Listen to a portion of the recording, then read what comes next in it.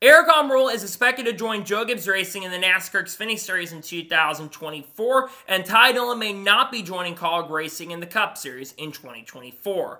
What's going on, guys? It's Daniel, and welcome back to another video. We got some NASCAR and other motorsports stories discussed here today on the channel. Let's go ahead and just jump straight into those really quickly. We're going to have by starting to talk about Hollister. As it was reported by Adam Stern, I believe it was on Saturday or Sunday, that NASCAR has a new sweatshirt with their new line of Hollister for $49.95.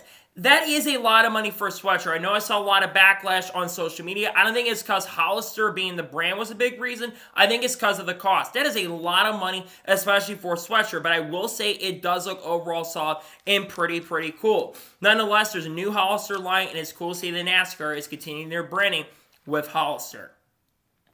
And now we're going ahead and jump on to the next story of today's episode, as we're talking about Avan Health.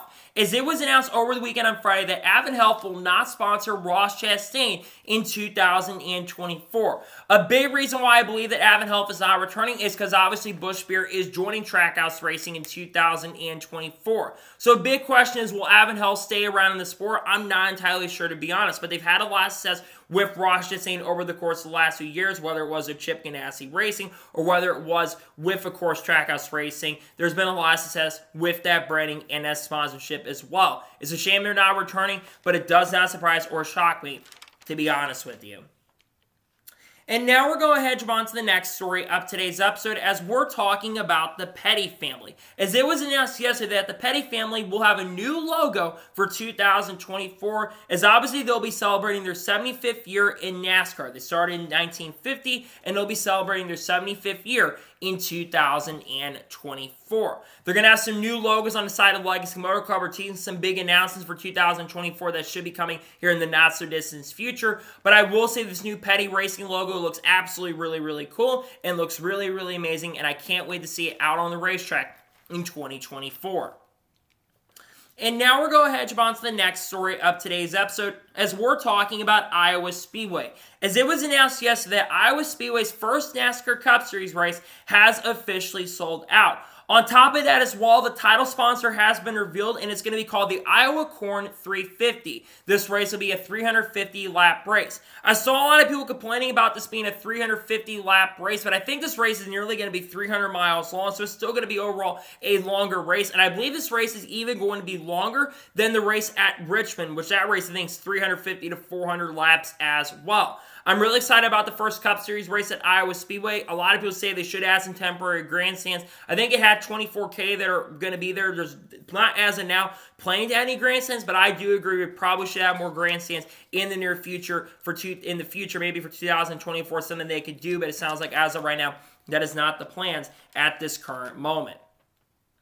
And now we're going ahead and jump on to the next story of today's episode, as we're talking about Ty Majeski. As over the weekend, we had the Snowball Derby, and Ty Majeski was able to win his second Snowball Derby in the last 4 years. Now, this Snowball Derby for 2023 is absolutely wild and absolutely crazy. There were a lot of big wrecks that took place. With around 20 laps to go in this race, they had a restart after Luke Fenhouse got turned by Erik Jones. You saw a big wreck on the restart when Noah Gragson missed a shift, and unfortunately, I can't remember who ran into the back of him. There was a big jam up, kind of like what happened to Jimmy Johnson in 2016 at Dover, and a massive pileup took place, and no one had anywhere to go. William Byron was collected, Erik Jones was collected, Jake Finch was collected in the wreck, and also Noah Gragson was collected in the wreck as well. Then near the end of the race, with about 10 laps to go, while it looked like it wasn't going to be Ty Majeski's race, it was really coming out between Steven Nass and Bubba Pollard. They were battling lead for about 10 laps to go. Bubba Pollard was coming into play at the end of the race, goes to the inside of Steven Nass, and Steven Nass just completely comes down on him and wrecks himself and Bubba Pollard. Bubba Pollard reportedly was not happy about the incident, which is understandable. I don't know what the heck that Bubba Pollard was trying to do. That was a bad move in my opinion. Not Bubba Pollard, Steven Nass, excuse me. I don't know what Steven was trying to do there. Bubba had every right to be pissed about that. But, it's unfortunate. Bubba should have won a couple of these snowballs at this point. But at least someone who deserves to win, Ty Majeski got it done, was in the right position, the right time. Congratulations to him on winning the Snowball Derby. A big win in his career. And nonetheless, massive huge congratulations to him on winning the 2023 Snowball Derby. And now we're going ahead and jump on to the next story of today's episode as we're talking about Motorsports Games. As there was reported by Mike Straw on Friday that 8 more Motorsports Games employees have won their case against the company for unpaid wages. But one thing that was mentioned in that tweet was moral damages. When you're mentioning moral damages when it comes to a company, that means that there was a lot of bad things that were going on inside the company. We've had a lot of rumors and reports what's going on with the company. Obviously, Motorsports Games is likely going to be shutting down within the next few months. They're running out of money really quickly. They've already lost a lot of the licenses with IndyCar and NASCAR. It sounds like Le Mans, the game may not even happen. There was a lot of talk it was going to come out on February 20th. It sounds like at this point that game is not even going to be happening anytime soon. It's unfortunate that there's not going to be any IndyCar game coming out, but again, I think this company deserves to be shut down at this point. And the fact that you've got people that are winning cases for unpaid wages and moral damages is not a good thing. It's overall a really, really bad thing. So overall, it's not surprising or shocking to see. Obviously, there's a lot of good things that have been going on with this company, and it's no surprise or shock seeing more bad stuff that continues to be announced and released about this company. And now we're going ahead and jump on to the next story of today's episode as we're talking about Doug Dukar. As it was announced yesterday that Doug Dukar has been named the president of Spire Motorsports. Doug Dukar, for those who don't know, has worked at Chevrolet, has worked at Hendrick Motorsports, and also was the former president of Chip Ganassi Racing. We already know Spire Motorsports making some massive moves in over the offseason. We'll talk about some of those here in just a little bit. But bringing Doug Dukar into the Spire Motorsports organization, I think is really going to make their organization and bolster organization in 2024 and make the organization a lot stronger than they currently have been over the course of the last 2 years, even though they showed a lot of promise in 2023. They brought Gamebridge in over the last year. They're going to have Carson Hocebar and Zane Smith joining up, and Trackhouse is also going to be involved. And of course, we know Spire has purchased Kyle Busch Motorsports, and they're going to have Kyle Busch helping out with that as well in 2024. Nonetheless, I think it's a really, really big pickup for Spire. Congratulations to Doug Dukar and getting promoted to being the president of Spire Motorsports. And now we're going ahead and jump on to the next story of today's episode as we're talking about Logan Sergeant. As it was confirmed on Friday that Logan Sergeant will be returning to Williams F1 in 2024. This will complete the full lineup for 2024, and no driver will be making any movement and changes for the 2024 Formula One season. So you're going to have some consistency going into 2024.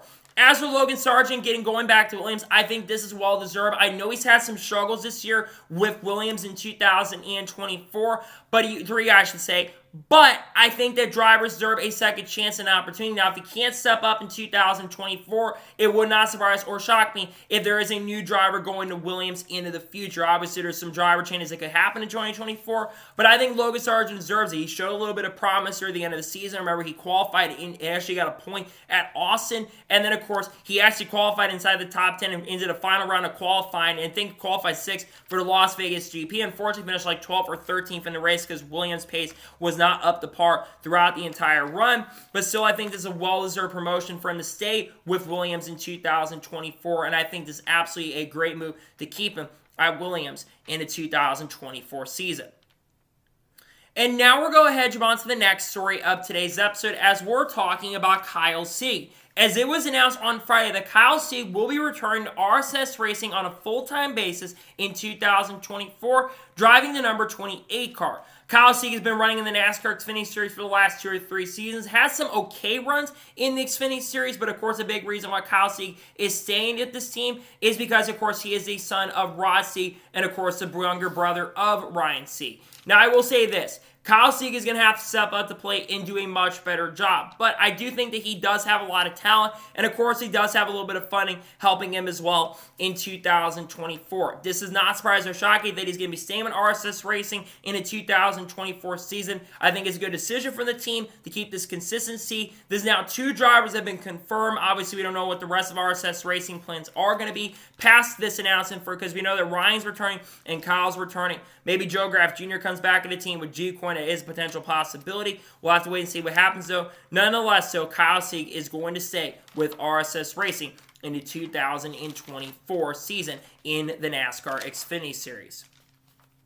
And now we're going ahead and jump on to the next story of today's episode as we're talking about Kasey Kahne. as it was announced on Sunday evening that Kasey Kahne will be joining the High Limit Racing Series in 2024. In fact, Kasey Kahne Racing is going to have 2 cars competing in the High Limit Racing Series in 2024, with Brad Sweet driving the number 49 car and Kasey Kahne, I believe, driving the number 9 car. This is not really surprising, as considering that Brad Sweet had committed full-time to racing a High Limit Racing, and now you're bringing one of the most prolific organizations from the World of Outlaws series. Of course, they just won the most recent World of Outlaws championship with Brad Sweet. You're bringing that organization over to the High Limit Racing Series. This series is, of course, they announced their schedule as well. They're going to run 60 races in 2024. And overall, I think that you've got, with Kasey Kahne coming over to race in High Limit, I think this is going to be even more people tuning in. And World of Outlaws finally has a lot more competition than they've had in recent years. I think this is really, really huge. And I'm less glad to see that Kasey Kahne will be, in fact, joining the High Limit Racing Series in 2024. And now we're going ahead and jump on to the next story of today's episode, as we're talking about Aric Krauss. Now, Aric Krauss was interviewed by someone from Front Stretch or TobyChristie.com, and according to them, Aric Krauss is continuing to work on his 2024 plans.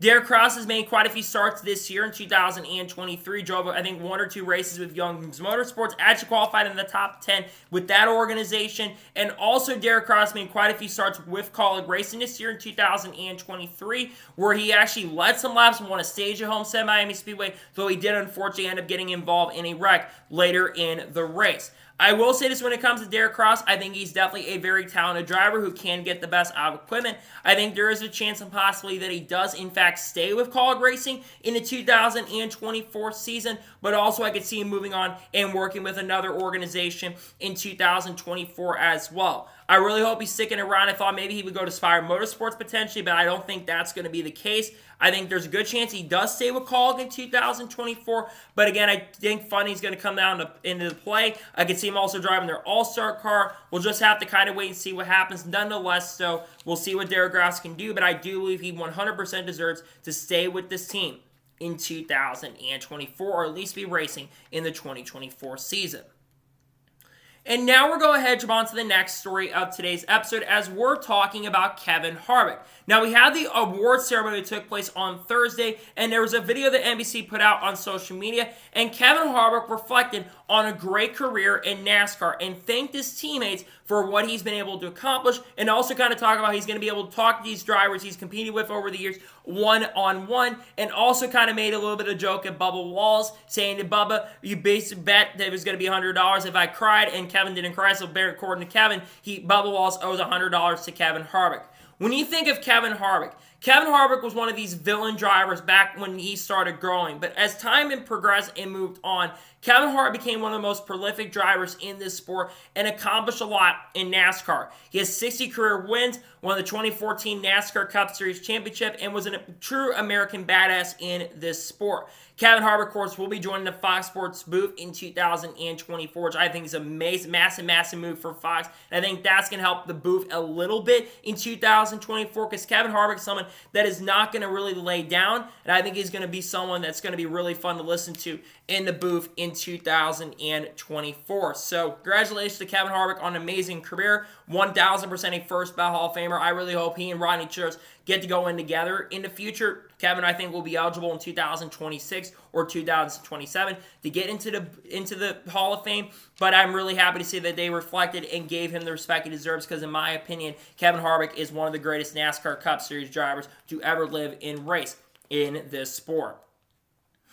And now we're going ahead and jump on to the next story of today's episode, as we're talking about Jeff Hensley. As it was announced yesterday that Jeff Hensley will be crew chiefing for Taylor Gray in 2024. This is actually a really shocking move in my opinion, because Jeff Hensley, we all kind of thought, was going to be staying and working with Grant Enfinger in 2024. A lot of rumblings and suggestions suggest that more than likely Grant Enfinger may be headed over to CR7 Motorsports in the 2024 season. So we all thought maybe Jeff Hensley was going to stay there.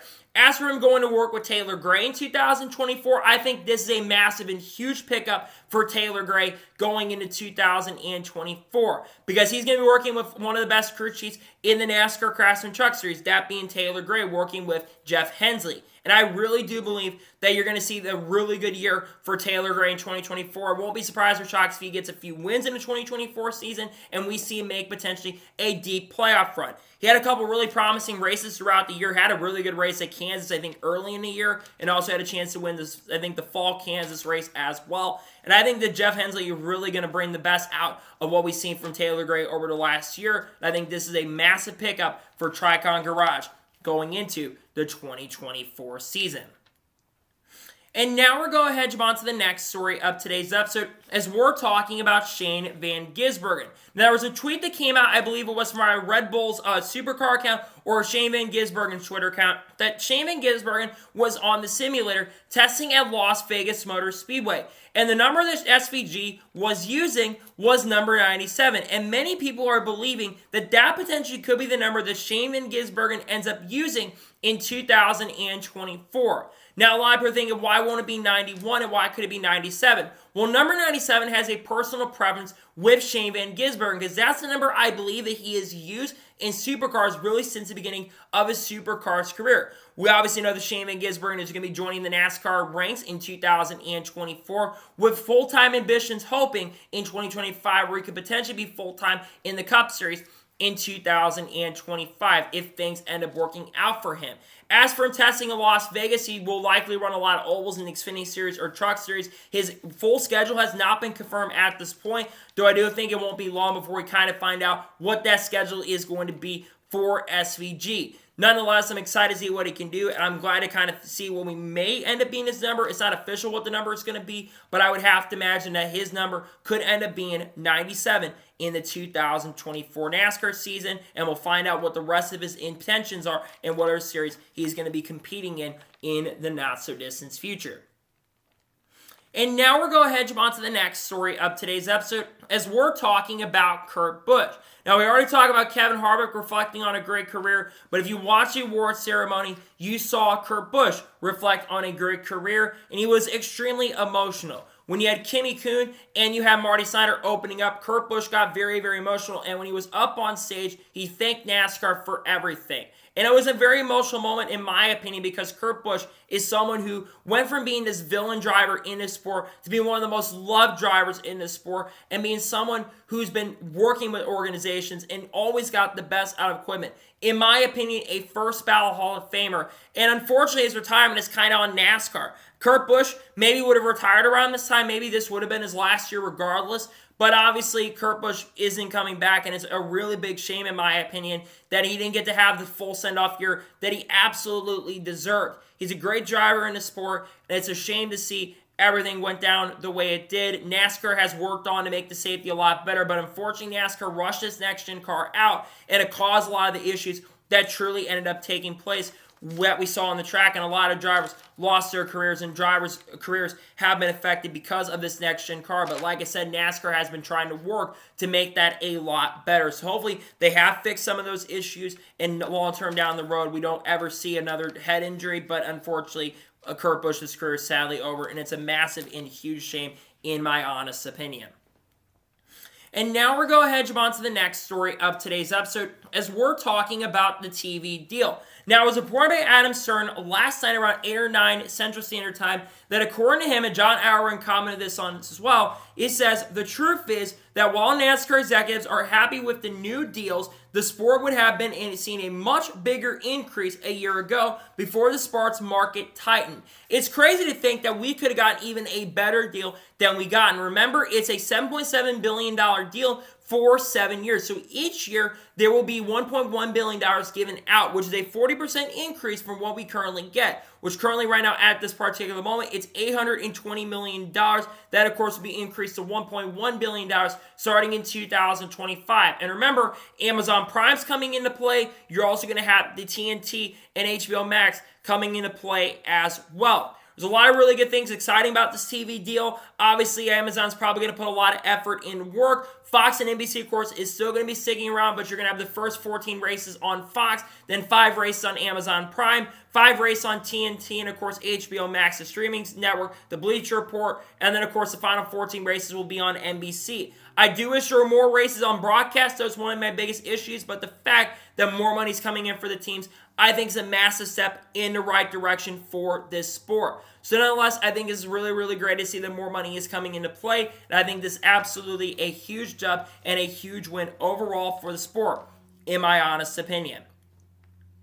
And now we're going ahead and jump on to the next story of today's episode as we're talking about Front Row Motorsports. Now, someone asked a question to Bob Pockers about Front Row Motorsports and what their plans are going to be for 2024. According to Bob Pockers, he says that Front Row Motorsports 2024 Truck Series plans are to be determined. Now, we have heard over the last few months that Front Row Motorsports is still planning to be in the NASCAR Craftsman Truck Series in 2024, despite the fact that Zane Smith is no longer going to be driving for the organization in 2024. The expectation is that they would like, because Zane Smith, of course, is going up Spire Motorsports with a Trackhouse Alliance in 2024, they need to find a new driver if they're going to stick around. There's also been some rumors indication that we could end up potentially seeing 2 trucks in 2024 as well. So who could be some potential candidates to drive? You do have Frankie Muniz. Frankie Muniz has been rumored to maybe moving up to the Truck Series and the NASCAR Xfinity Series. There have been some talk maybe he was going to go to RSS Racing, but those rumors are completely gone. I don't think that is happening at all in 2024. I think that those rumors have been called by the team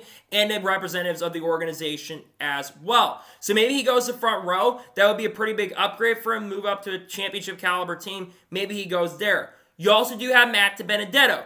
Matt DiBenedetto could return to that team, and unlike a lot of organizations, I don't think he would need to bring as much funding or sponsorship to the organization as others. Also, Matt DiBenedetto says he does have some parties he's working with for 2024, so maybe he goes there. But I think the front runner is Brett Moffitt. Brett Moffitt drove for this team at Talladega earlier when, of course, he did go on to win the race. And Brett Moffitt, I think there's a good chance he may not return to AM Racing in 2024. So I think that's a good chance Brett Moffitt goes there. I think he has to be the front runner in my opinion. Plus, if he goes there, I think he's going to be a championship threat and contender. Like I said, I also can see Matt DiBenedetto and Frankie going there, but I think Brett Moffitt is the front runner. We'll have to wait and see what happens on who goes there, but I think it'll be very interesting to kind of follow this story and see who, in fact, heads over to Front Row Motorsports' Truck Series program in the 2024 NASCAR season. And now we're going ahead and jump on to the next story of today's episode as we're talking about Josh Williams and Tim Fedewa. Now, we've got a couple spotter stories we'll talk about. Let's go through the first spotter story. So, Josh Williams confirmed yesterday that he will not be spotting for Ryan Blaney in 2024. Josh Williams has spotted for Ryan Blaney for about 9 or 10 years. I think he started spotting for Ryan Blaney in the Cup Series around 2015 to 2016. But Josh Williams will be moving on to work with another driver. That driver is going to be Zane Smith. Zane Smith is expected to pick up Josh Williams in 2024 because Josh Williams has worked with Zane Smith in the Truck Series and also the Xfinity Series as well. So it makes a lot of sense why Josh would go and work with Zane Smith, as Spire is paying a lot more money for spotters as well. Now the big question is, who is going to be Ryan Blaney's spotter in 2024? Enter Tim Fedewa. Tim Fedewa, who's been spotting for Kevin Harvick since 2014 season, will move away from Stewart-Haas Racing and work with Ryan Blaney in 2024. In my opinion, a massive pickup for Ryan Blaney on the spotting side. Tim Fedewa is one of the best spotters in NASCAR today, and I think he deserves a lot of the recognition that he's gotten over the last year or two, or really the last 10 to 15 years. He was a pretty solid driver back in the day in the Busch Series, and Tim Fedewa, I think, is going to do an amazing and a really good job with Ryan Blaney in 2024. It's going to be a new voice in his ear, but I do believe that both these guys are going to gel very, very well in 2024. I'm excited about it, and I'm very glad to see that at least Josh Williams will be going over to Spire Motorsports, and I'm glad to see that Tim Fedewa is going to be working with Ryan Blaney in the 2024 season. I think this is a massive and a huge pickup for him going into 2024. And now we're going ahead and jump on to the next story of today's episode as we're talking about RFK Racing. Now, there was a report that came out, I believe it was from NBC Sports, and J-Ski reported on this on Sunday, that RFK Racing is eyeing potentially going to IMSA in the not-so-distant future. RFK Racing has been making some big splashes over the last year or two. They're actually going to have a third car in the Daytona 500 that David Reagan is going to run, and also more potential drivers could end up driving. We'll talk about that in a second. But it's interesting to see that RFK Racing is looking to go to IMSA. What's interesting is Roush Fenway or Roush Racing actually used to race in IMSA back in the 1980s. They won some Rollers 24 races with drivers like Robbie Gordon and, of course, Calvin Fish as well. And some other big names have driven for the organization. So it's really cool to see Brad looking to get there. I would imagine it would likely be with the GT3 class, the new GT Pro class that they've ran. I don't think Brad would more than likely run in like the top class, because I don't think Ford is currently in the top class at the moment, so that would not end up happening. But it's really cool to see that Brad Keselowski is eyeing going to IMSA. As for the Stage 60 program, they may bring some drivers over there from IMSA's GT program to run. We already, like I said, know that David Reagan is going to run with the team. But what about other potential guys that could drive for the organization? Well, what about maybe someone like Haley Deegan perhaps making her Cup Series debut? That could certainly be a possibility going into the future. Cole Custer, Riley Ertz could be potential possibilities. Jenson Button could be someone to watch for who could drive this car. And Mike Rockefeller is also another driver that could end up having a chance to drive for this team as well. Nonetheless, I think this is really interesting to see that RFK is looking to expand to IMSA in the future. I think it will happen not too far down the road. And nonetheless, I think it's really cool to see that they're looking to go to IMSA. I love that they're looking to expand. I know a lot of people also want to return to Xfinity Series, which I would love to see RFK in the NASCAR Xfinity Series not too far down the road. Will it happen? I don't know at this point. We'll just have to kind of wait and play by ear and see what happens in regards to RFK Racing and what they're going to do in the foreseeable future. But it's cool to see that they're looking and eyeing potentially going to IMSA not too far down the road, in my opinion. And now we're going ahead and jump on to the next story of today's episode as we're talking about a Champions League. Now, it was reported on Sunday evening that according to Adam Stern, NASCAR is trying to figure out what type of uniform chassis would make sense to have in all of its global expanses so that it can eventually hold a Champions League type competition. I know they saw a lot of backlash from a lot of people that were kind of talking about this, but I actually think this would be very, very cool. If I had to go with the platform that they were going to use or a common chassis to use, there's two types of chassis that I would use. The first one would be the NASCAR Canada Series chassis they're going to be using. I think the Canada Series puts on some amazing and fantastic racing, and I think it would put on a very, very good show. The other one would be the Xfinity Series chassis. The Xfinity Series, in my opinion, does have the best racing of NASCAR's top three divisions, and I think the racing overall will be very, very cool and very, very fun to watch as well. Now, as regards to a Championships League event, I wonder if it would be all the champions of all the forms of motorsports, because obviously NASCAR would probably bring their drivers from the Euro Series over, which I think the Euro Racing Series, from what I understand, is really good as well. Some of the drivers from the Penny Series or the Canada Series next year, the Cup Xfinity Series or Truck Series. I think it'd be really fun to see some type of event like that run maybe during the off-season. That would be something I would really, really love, because NASCAR obviously is eyeing global expansion and going across the world and racing in different countries and different areas of the world as well. NASCAR almost did go to Montreal in 2024 for the Cup Series, but unfortunately they did not go due to, I think, F1 announcing their date, and I think that really died out a lot of those rumors of them potentially going to Canada. So nonetheless, it's really interesting to see that NASCAR is eyeing toward the future, maybe having some sort of Champions League. I wonder if they get some other drivers from other forms of racing like Lewis Hamilton to come over. Maybe they bring some other drivers like Brody Kosecki over. Brody's obviously rumored to maybe be coming over to race in NASCAR and run 4 or 5 races with RCR. And some of the drivers in NASCAR's top divisions could come into play as well. Nonetheless, I think this is really exciting stuff overall. And I love the fact that they are talking about having some sort of Champions League in NASCAR. I think that would be really exciting and really fun overall, in my opinion. And now we're going ahead and jump on to the next story of today's episode as we're talking about Eddie DeHaan. As Eddie DeHaan confirmed on social media on Saturday that he will not spot for Chase Elliott in 2024. Eddie DeHaan, for those who don't know, has been Chase Elliott's spotter, I believe, since 2015 or 2016 season.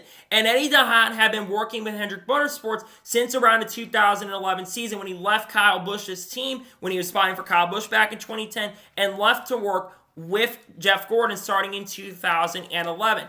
Eddie Dant has been a long-term spotter in this sport. Now, where is Eddie Dant going to go? That is definitely a massive question. A lot of people are speculating that Eddie Dant more than likely is going to leave Hendrick to go over to Spire Motorsports in the 2024 season.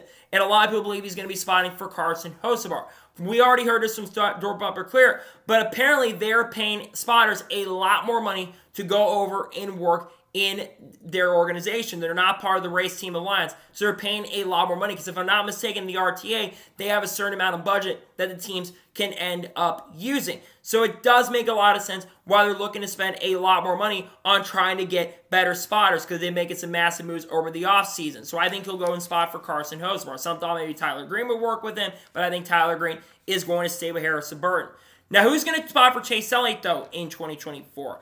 I think it is going to be Trey Poole. Trey Poole has worked with Chase Elliott on road course races and also substituted for Eddie Dant in 2021 when Eddie Dant was out for a few races.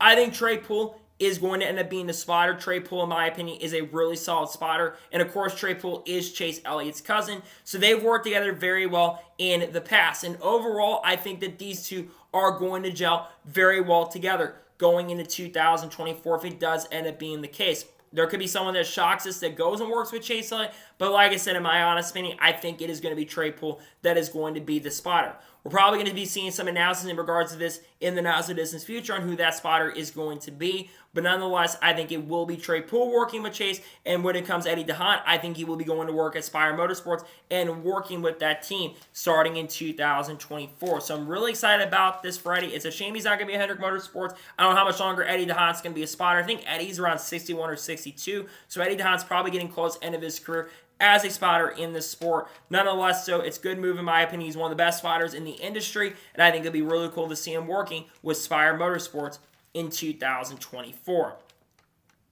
And now we're going ahead and jump on to the next story of today's episode as we're talking about Kyle Busch. I think we talked about this on the channel about a couple weeks ago, but according to jski.com, Kyle Busch is working on a deal to run Supercars in 2024 with Erebus Racing Organization. And according to reports, it would be in the 2024 Adelaide 500. It's really cool and fun to see. Now, a lot of you are wondering why would Kyle Busch run with Erebus Racing or Erebus Racing? Well, a big reason is because Erebus Racing, they have a massive alliance with Richard Childress Racing. And of course, Brody Kosecki, who was originally supposed to run their event over the weekend, the WRL race that was supposed to run over the weekend, they, of course, was substituted by Will Brown. But they have a massive alliance with Richard Childress Racing. And Brody Kosecki is supposed to run a few NASCAR Cup Series starts with this team in 2024. And eventually, Brody Kosecki may end up going full-time with Richard Childress Racing. And Brody, of course, is coming off of winning the Supercars championship. It's really cool to see that you have drivers crossing over and running in different forms of racing. And a lot of people are wondering why it would be the Adelaide 500 in Sydney. Well, a big reason is because of the fact that the race is in late November, early December, and of course the NASCAR Cup Series season ends in the second week of November in 2024. So it'd have to be at the end of the year, and this race, just so be it, happens at the end of the season.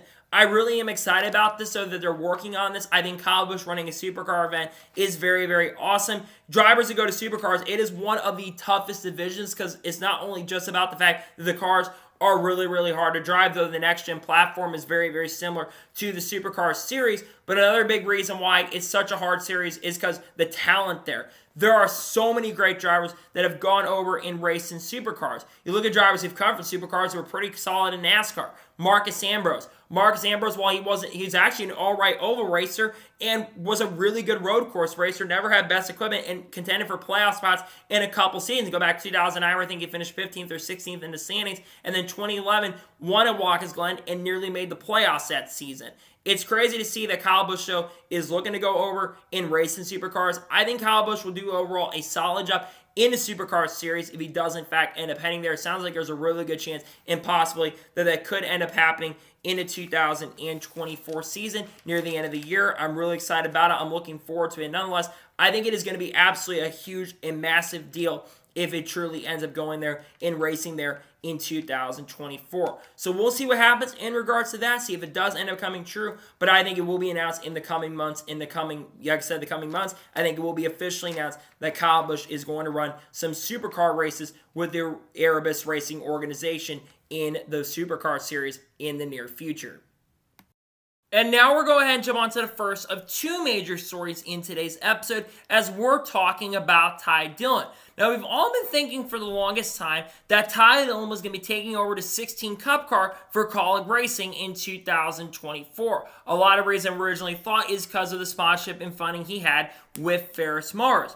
However, it sounds like according to reports that may not in fact end up happening in 2024. There was an article that came out from the Daily Downforce that indicated that Ty Dillon may not be returning to Kaulig Racing. And I thought, okay, so they're putting this out.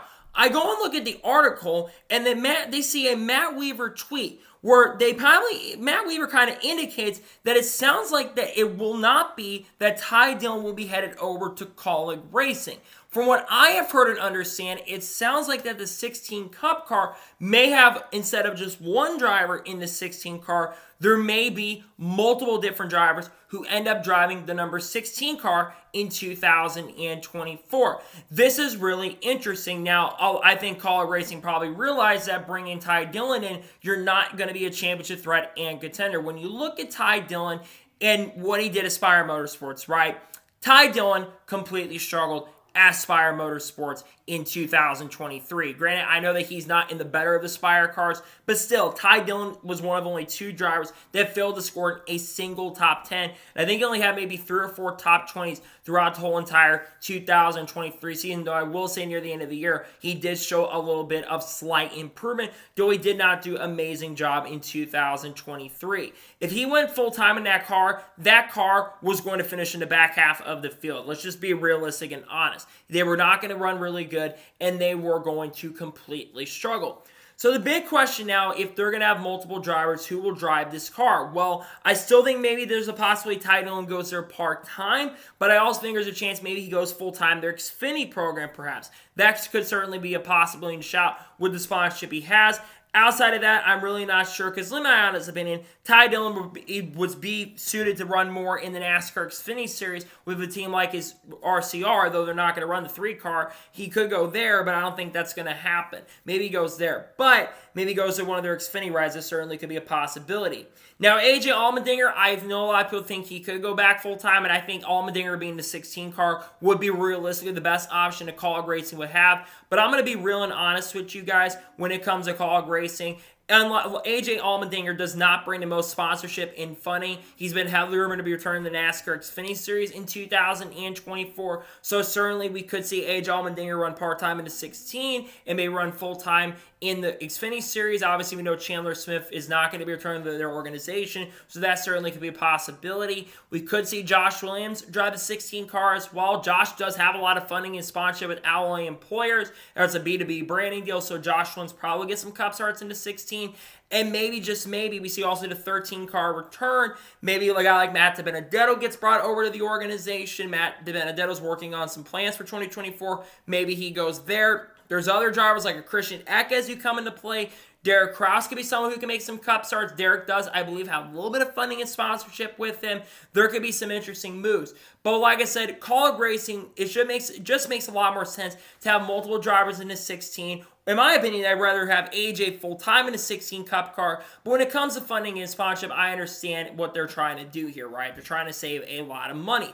And they're saving their future by at least having multiple different drivers, because they actually did this in 2022. Remember, the 16 car in 2022 was an all-star car where they had AJ Allmendinger in the 16, and Allmendinger almost won a few races, especially near the end of the season. You had Noah Grace to run that car part-time. Noah kind of struggled a little bit in the 16 car, but he did run for Hendrick Motorsports later that year and did improve it. Alex Bowman was out for a concussion. And then they also had Daniel Hemrick in the car. Hemrick did okay, but he didn't do absolutely amazing. Obviously, Daniel Hemrick, of course, is driving a 31 car in 2024.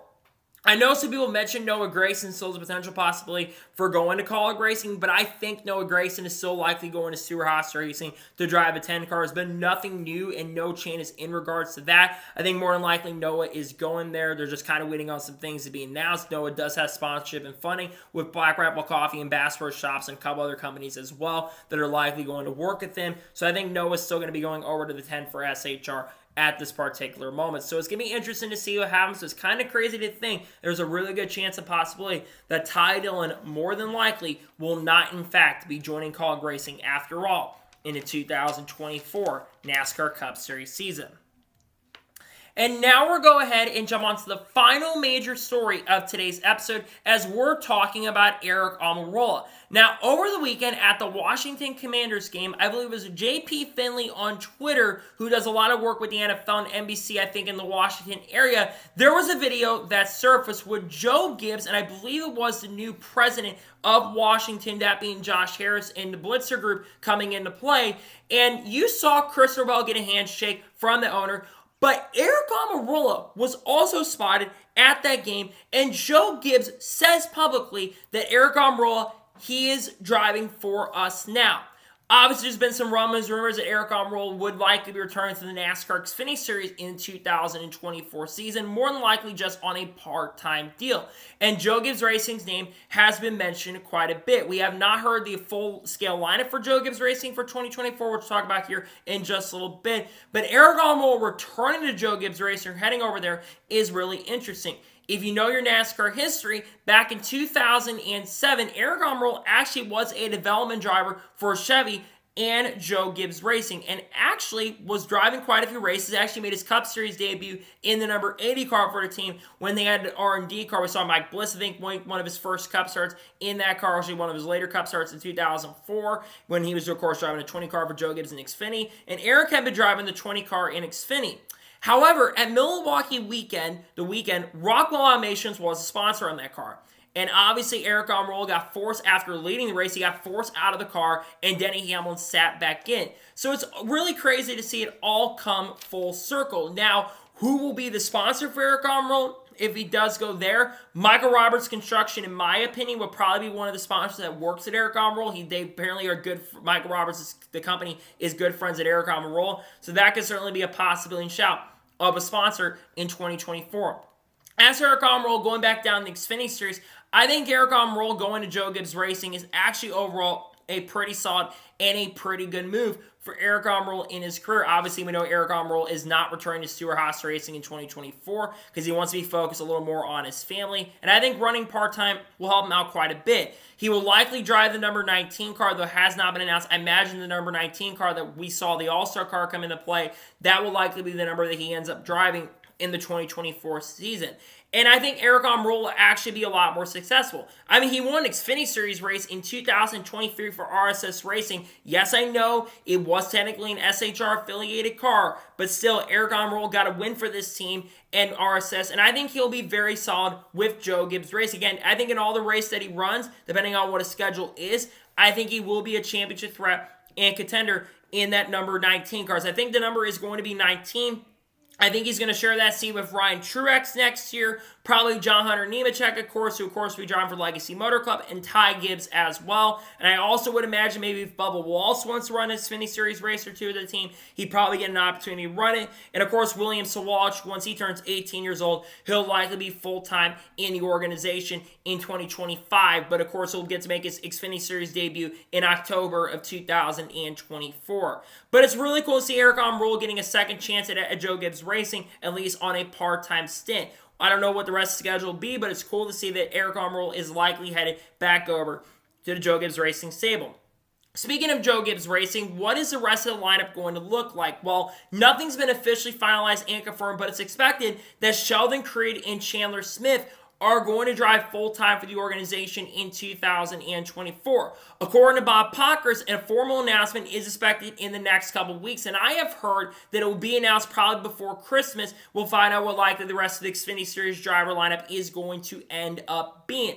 I would imagine that Sheldon Creed is going to drive the 18 seat, and Jeff Stankiewicz, who of course is now returned to Rich Schultz Racing next year, I would imagine that you're likely going to see Jeff Stankiewicz work as a crew chief for that 18 team next year. And Sheldon Creed, of course, Austin will kind of blurt it out at tomorrow's weekend. But Sheldon Creed is expected to go there. Sheldon's a pretty talented driver and can get the best out of equipment. But of course, Sheldon also has not won a race in the Xfinity Series yet. So it's going to be kind of a put up or shut up year for Sheldon Creed, because it's one of the best rides in the Xfinity Series. As for Chandler Smith, going back to Joe Gibbs Racing, he'll probably drive the 20. Chandler Smith, of course, we already know is going there because we kind of got confirmed he's bought his contract out, and Kaulig Racing confirmed that he's not returning there in 2024 to that organization. So Chandler Smith's going full-time with JGR, and I expect Chandler Smith to win a lot of races and be the biggest championship threat and contender. So I think that's what the lineup is going to look like. Another kind of thing, an interesting thing to think about too, is we already talked about this last week, but Denny Hamlin actually is potentially going to end up missing the Clash due to shoulder surgery he had. And if he ends up missing the Clash, I think it comes down to both Chandler Smith and Aric Almirola. And if I had to choose the driver who would go and substitute, is if it is for the Daytona 500 especially too, I pick Aric Almirola because Aric Almirola, one, is a really good super speedway racer, but number two, Aric Almirola, I think could do overall a good job is already had the next-gen experience. I know Chandler Smith also has some next-gen experience, don't get it twisted, but Aric Almirola has a lot more next-gen experience and would know how to try to help, and I think he would be pretty competitive as well if he drove the 11th seat. So we'll see what happens, but I think it's really cool to see Aric Almirola is headed back to Joe Gibbs Racing after how things kind of ended over there in 2007. Then after 07 went to DEI when Ginn Racing got bought by Dale Earnhardt Incorporated, because Ginn Racing, there was a lot of bad stuff going on with that organization. But still, I think it's amazing and great to see that a guy like Aric Almirola is getting another opportunity and shot in his career, at least run part-time. I know a lot of people have their feelings in Aric Almirola, and you can feel like you're not a big fan of the guy, but Aric Almirola is overall, in my opinion, an overall solid and decent driver, and I think he'll do overall a good job. And I honestly think Aric Almirola driving for JGR, I think he's going to win a race next year. I really think he's going to do a really good job, and I think he will be a championship threat and contender with JGR in the 2020, not championship threat, but I think he's going to win some races or at least get a win for sure, and I think he'll do some pretty good things with Joe Gibbs Racing in the NASCAR Xfinity Series in 2024. So, that is going to be today's NASCAR news and motorsports news video. I want to thank you guys for watching. Please subscribe to the channel, notifications on, so if I win a video, it does go live on my channel. Follow me on Twitter, Facebook, and Instagram, and support my page as well. Links below that, and comment your thoughts below on today's video. How do you think Aric Almirola is going to do at Joe Gibbs Racing? You think he wins a race or not in 2024? Let me know your thoughts in the comments below. And what are your thoughts about Ty Dillon more than likely not joining Kaulig Racing in 2024? Let me know your thoughts in the comments below.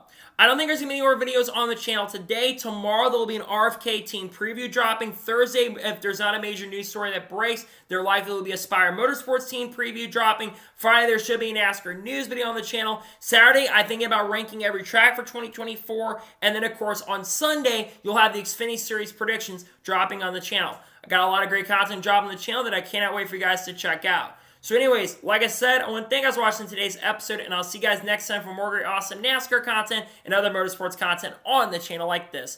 Take care, everybody.